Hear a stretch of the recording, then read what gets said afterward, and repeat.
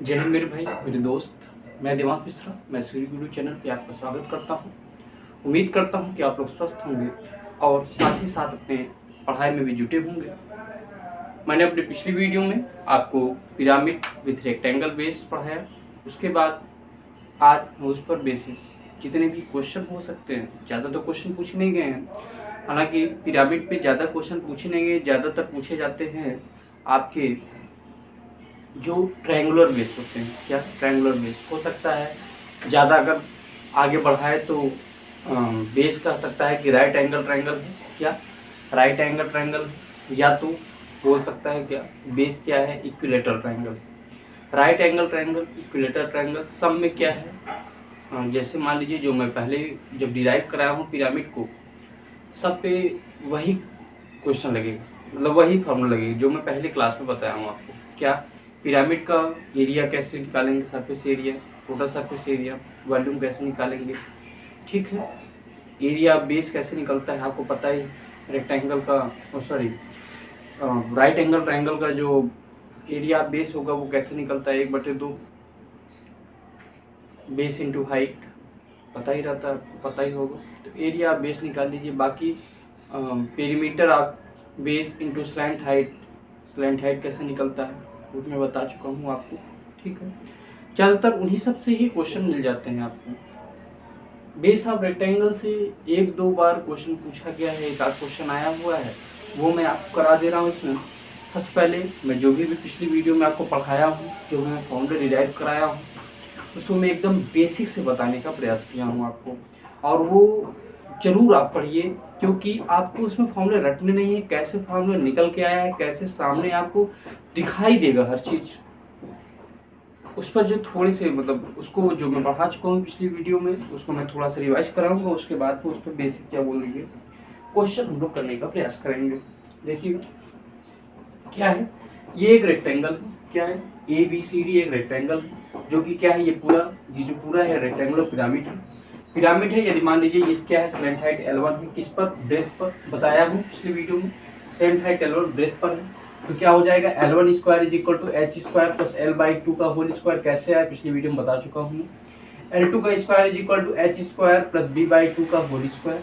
E square is equal to H square plus under root A square plus B square upon 2। ये कैसे आया ये मैं बता दे रहा हूँ। ये क्या है, डायगोनल बाई 2 है। क्या, डायगोनल अपॉन 2 है। तो डायगोनल बराबर क्या होता है, under root sorry A square B square नहीं, L स्क्वायर। क्या, L square plus B square, ठीक।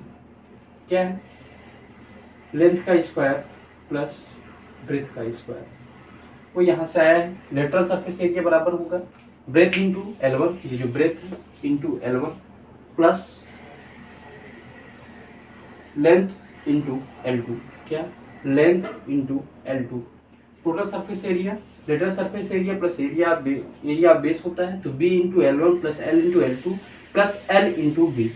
B बराबर जो आयतन आपका निकल के आएगा वो क्या निकल के आएगा, 1/3 इंटू L गुणे B गुणे H। कितना, 1/3 into L into B into H। ये आपका क्या निकल के आ जाएगा, वॉल्यूम निकल के आ जाएगा। अगला देखिएगा, इस पर बेसिक जो क्वेश्चन बन सकते हैं वो मैं आपको कराने का प्रयास करता हूँ।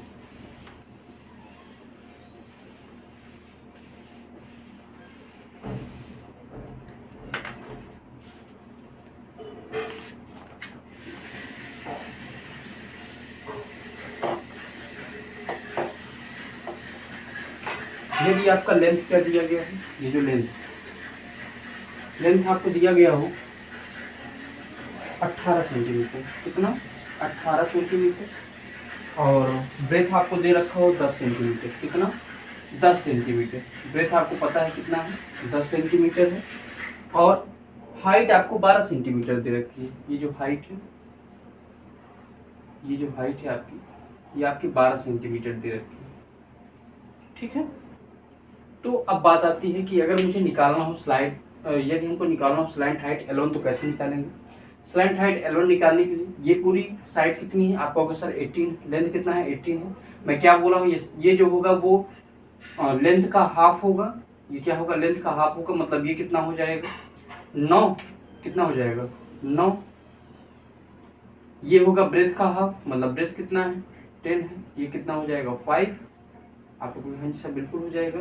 यदि मुझे अब निकालना हो स्लैंट हाइट L1, क्या यदि मुझे निकालना हो स्लैंट हाइट L1 तो कैसे निकालूंगा? स्लैंट हाइट L1 निकालना है तो L1 स्क्वायर बराबर होगा h स्क्वायर प्लस ये क्या L/2 का होल स्क्वायर, L/2 का होल स्क्वायर। तो h स्क्वायर कितना, हाइट कितना है 12, 12 का स्क्वायर प्लस ये कितना है 9, 9 का स्क्वायर 144 प्लस, क्योंकि L कितना है 18 है, 18 का हाफ करूंगा तो 9 आएगा, तो 9 का स्क्वायर करूंगा तो 81, ऐड करूंगा तो 415 टू 225 कितना है L1 square is equal to 225। अगर रूट लूंगा तो कितना आ जाएगा, L1 बराबर कितना आ गया हमारा 15 आ गया। कितना L1 कितना आ गया, L1 बराबर आया मेरा 15, कितना है 15 आ गया। यदि मुझे क्या निकालना हो L2, क्या निकालना हो L2 निकालना हो तो क्या हो जाएगा, L2 बराबर हो जाएगा हमारा, जहाँ L है वहाँ कितना हो जाएगा B/2। ब्रेथ कितना है हमारा ब्रेथ कितना है हमारा 10 है, और 10 का हाफ करूंगा तो 5, h का स्क्वायर बोले तो 12 का स्क्वायर प्लस 5 का स्क्वायर 144 प्लस 25 कितना आ जाएगा 169। तो L2 बराबर कितना आ जाएगा 13। क्यों, क्योंकि L2 का स्क्वायर करूंगी, ये दोनों तरफ रूट लूंगा तो 169 का जो रूट आता है वो 13 आता है। L2 बराबर कितना आ जाएगा 13, कितना आ गया 13। अब मुझे हर चीज पता चल गया, इसमें क्या पता चल गई, सब कुछ पता चल गया। यदि मान लीजिए मुझसे इसमें पूछ लेता कि इसका स्लैंट एज कितना होगा, क्या यदि मुझसे ये पूछ लेता कि इसका स्लैंट एज कितना होगा, स्लैंट एज बोले तो ये वाली साइड, ये साइड ई है, ये ओसी ई है, ये OA ई है, ये OD भी ई है, मतलब स्लैंट एज है इसका। यदि मुझे पूछ ले स्लैंट एज बराबर कितना होगा तो ई स्क्वायर बराबर होता है क्या, ई स्क्वायर बराबर होता है h स्क्वायर प्लस D/2 का होल स्क्वायर, यही होता है, या होता है h स्क्वायर प्लस D बोले तो L square plus B square का अंडर रूट अपॉन 2। ठीक है, h स्क्वायर प्लस L बराबर कितना है 18, क्या 18 का स्क्वायर प्लस 10 का स्क्वायर बटे 2। h बराबर हमको दे रखा है क्या 12 का स्क्वायर, कितना हो जाएगा 144 प्लस 324 और 100 कितना 524 और 424 कितना 424 रूट 424 बटे 2। ये हमारा क्या निकल के आ जाएगा, ई बराबर अंडर रूट 144 प्लस 424 बटे 2। ये हमारा क्या निकल के आ जाएगा, स्लैंट एज निकल के आ जाएगा, क्या स्लैंट एज निकल के आ जाएगा। ठीक है, बात समझ में आ गई आप लोगों को, बिल्कुल हमें आपकी बात समझ में आ गई।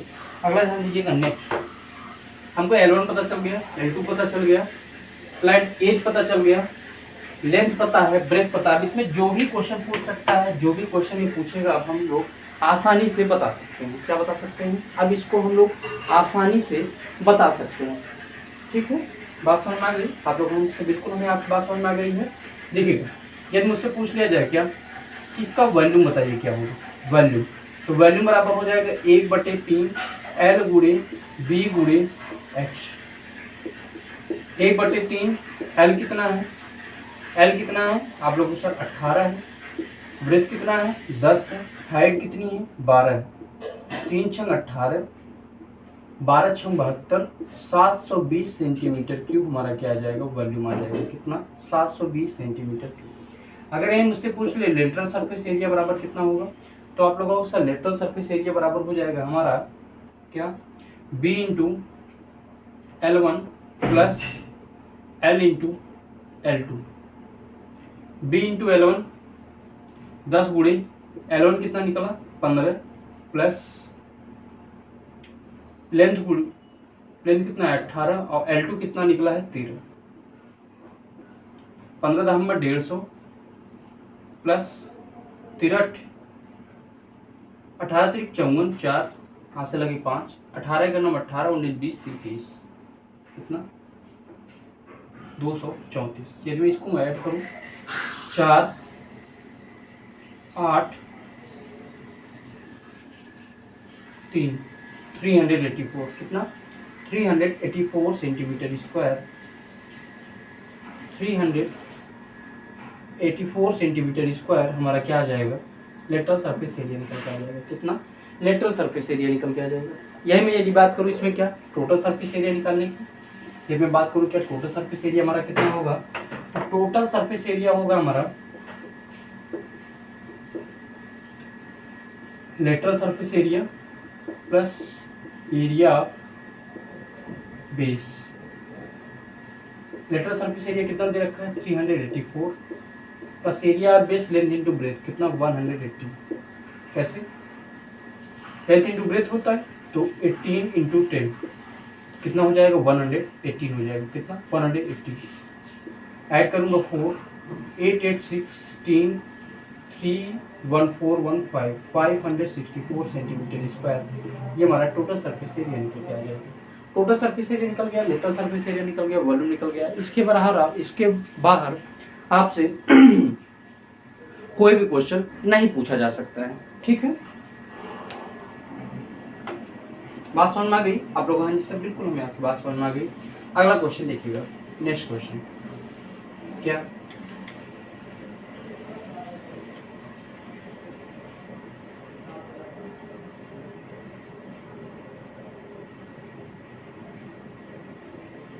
अगला क्वेश्चन दिया है, यदि आपको क्या लंबाई दे रखी है 16 सेंटीमीटर, कितनी, ये जो लेंथ है ये दे रखी है 16 सेंटीमीटर, ये आपको 16 सेंटीमीटर दे रखा है, और जो आपको ब्रेथ दे रखा है वो कितना दे रखा है, 12 सेंटीमीटर, ये आपको 12 सेंटीमीटर दे रखा है।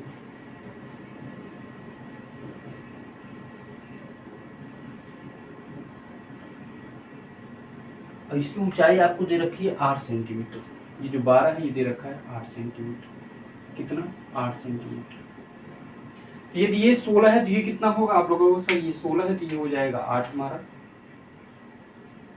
ये 12 तो ये कितना हो जाएगा, कहे सर आप यदि 12 है तो ये हो जाएगा हमारा 6 सेंटीमीटर। मैं यदि इसमें सबसे पहले मैं L1 निकालूंगा, क्या L1 निकालूंगा, तो L1 square is equal to क्या होगा, एच स्क्वायर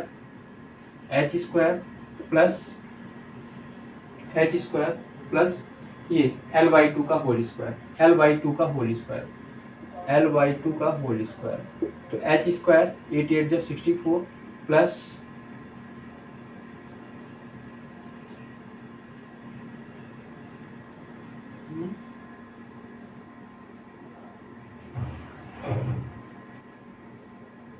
ऊंचाई भी 8 ही दी रखी है।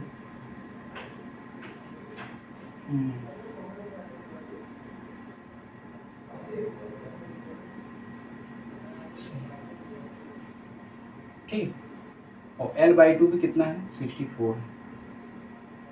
64 यदि मैं कॉमन ले लूँ बचेगा क्या अंदर, 64 इंटू 2 यही होगा आप लोग, हाँ जी सर बिल्कुल ऐसे ही होगा। L11 स्क्वायर, L1 बराबर कितना आ जाएगा, अगर रूट लूँगा तो 64 को तो 8 हो जाएगा और 2 को कितना हो जाएगा, √2। तो L1 बराबर कितना है, 8√2। वही मैं बात करूँ L2 की, तो L2 हमारा कितना आएगा, L2 आएगा एच स्क्वायर प्लस ब्रेथ का आधा, L2 स्क्वायर एच स्क्वायर कितना है, 8 का स्क्वायर प्लस ब्रेथ का आधा 6 का स्क्वायर, 8 है 64, 6 6 36, कितना आ जाएगा, 6 4 10, 6 3 9 1 100 आए। तो L2 बराबर कितना आएगा, L2 का स्क्वायर यदि मैं रूट लूँगा दोनों तरफ तो L2 बराबर कितना आ जाएगा आप लोग को भी सर 10 आ जाएगा। तो L2 बराबर कितना है, 10 सेंटीमीटर। ठीक, L1 पता चल गया, L2 पता चल गया मुझे। अब मुझसे इसमें जो भी पूछे मैं बता सकता हूँ। हालांकि इसमें पूछा गया है क्या, इसका टोटल सरफेस एरिया बराबर कितना होगा, क्या टोटल सरफेस एरिया पूछा है, टोटल सरफेस एरिया बराबर क्या होता है, lateral surface area plus area of base, lateral surface area बोले तो क्या, लेटरल सरफेस एरिया क्या, B इंटू L1, तो 12 गुणे 8√2 प्लस L इंटू L2, क्या लेंथ इंटू L2, लेंथ कितना है 16, L2 कितना है 10 सेंटीमीटर। ठीक है, 12 96 √2 प्लस 160 प्लस 160 और area of base length into breadth, तो 16 गुणे 12 प्लस 12 छः 72 को 2 और 12 के नंबर 12 7 19 192 ऐड करूँगी इसमें इसे 96√2 प्लस 2 5 3 352 सेंटीमीटर स्क्वायर। ये हमारा क्या आ जाएगा, टोटल सरफेस एरिया निकल के आ जाएगा। क्या टोटल सरफेस एरिया, यही मुझसे पूछ लिया जाए क्या वॉल्यूम, इसमें मैंने लेटर सरफेस एरिया भी निकाल दिया, टोटल सरफेस एरिया निकाल दिया, यदि मुझसे वॉल्यूम पूछ लिया जाए तो 1/3 गुणे L गुणे B गुणे H, L गुणे B गुणे H कितना है 1/3 गुणे L गुणे B गुणे H। ठीक है, तो कितना निकल के आ जाएगा 1/3 L कितना है 16, B कितना है 12, H कितना है 8, 3 चौक 12, 8 चौक 32, 16 गुणे 32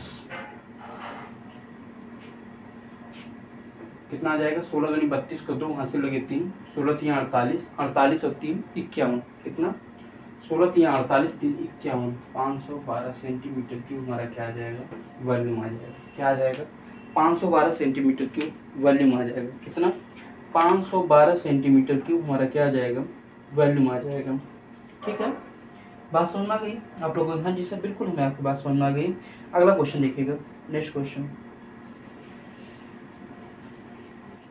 यदि ऐसा बोला जाए, यदि इसी में ये कहा जाए, यदि इसी में हमसे ये बोल दिया जाए क्या, इस पिरामिड को, जो ये पिरामिड दे रखा है, क्या ये जो पिरामिड दे रखा है, इस पिरामिड को, इस पिरामिड को पिघलाकर, क्या पिघलाकर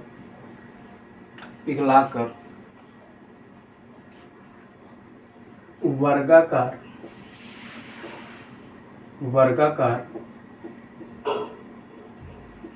पिरामिड बनाया जाता है। क्या पिघलाकर एक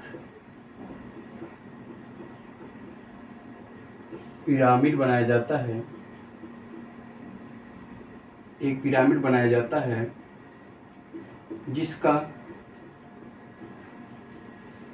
जिसका आधार वर्ग है, जिसकी साइड, जिसकी भुजा 8 सेंटीमीटर और ऊंचाई 12 सेंटीमीटर है। तो ऐसे कितने पिरामिड बनेंगे? तो ऐसे कितने पिरामिड बनेंगे?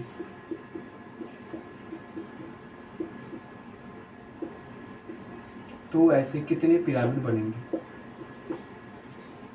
ध्यान दीजिए क्या बोला है कि इस पिरामिड को, ये जो पिरामिड है इसको पिघला दिया जाता है। क्या इस पिरामिड को पिघला दिया गया है? किसको? ये जो पिरामिड दिया गया है इसे पिघला दिया गया है, पिघलाया गया है। तो एक पिरामिड बनाया जाता है जिसका आधार वर्ग है, पिघलाकर पिरामिड बनाया जाता है जिसका आधार वर्ग है। क्या? जिसका आधार एक वर्ग है।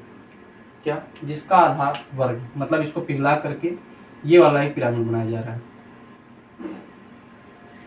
ये वाला किया जा रहा है, पिरामिड बनाया जा रहा है।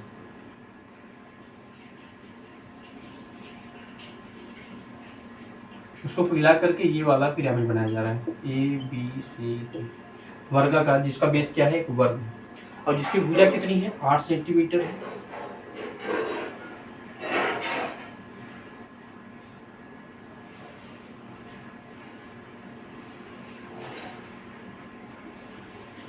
ठीक है, और इसकी हाइट है। क्या? ये इसकी हाइट है।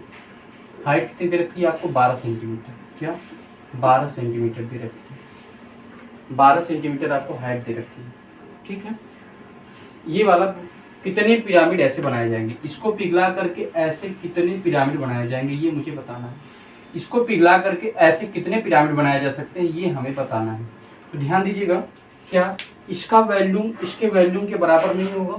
आप लोग कहें जी सर बिल्कुल ऐसे ही होगा, क्योंकि इसी को पिघला करके इसी तरीके का पिरामिड बनाया जा रहा है, तो इसका वॉल्यूम इसके वॉल्यूम के बराबर होगा। तो ध्यान दीजिएगा कैसे ये सॉल्व होगा, ध्यान दीजिएगा कैसे ये सॉल्व होगा।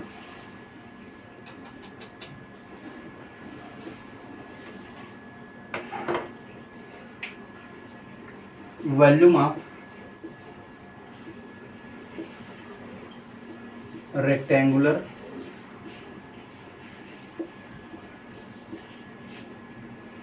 पिरामिड बराबर n into volume of base square pyramid. क्या? Base square pyramid. क्या होता है फॉर्मूला? आप लोगों को सब फॉर्मूला होता है 1/3 L into B into H. इसका क्या होगा? n into 1/3